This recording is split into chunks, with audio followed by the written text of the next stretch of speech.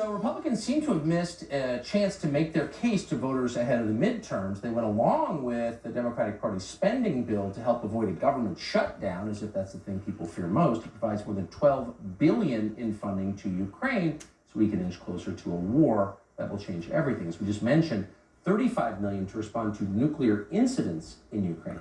Because that bill needed 60 votes to advance, Republicans had a leverage to force a vote on any one of their priorities, like border security.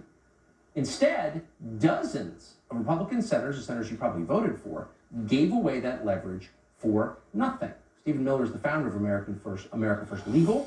He joins us now to explain.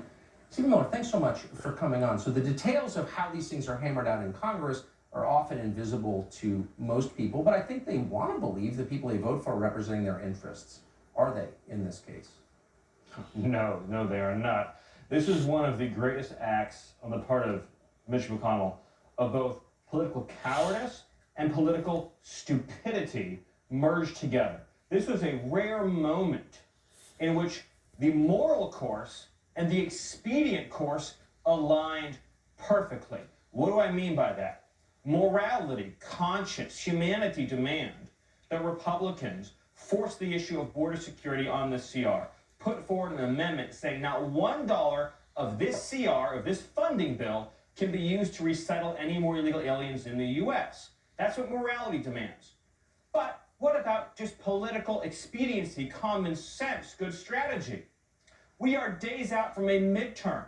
They could have used this as a clarifying moment, indeed the only clarifying moment in 2 years, to say who are the good guys and who are the evildoers in the Senate. Who's fighting for you and your family, and who's fighting for the cartels and open borders and the drug dealers poisoning our children.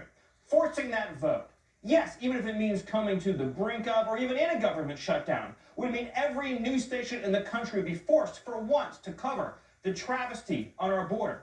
And here's the last thing I would say about what they should have done, what they could have done, is if they didn't get there, if they didn't get border security done, then here's what you do. You said there's only one way out, Democrats.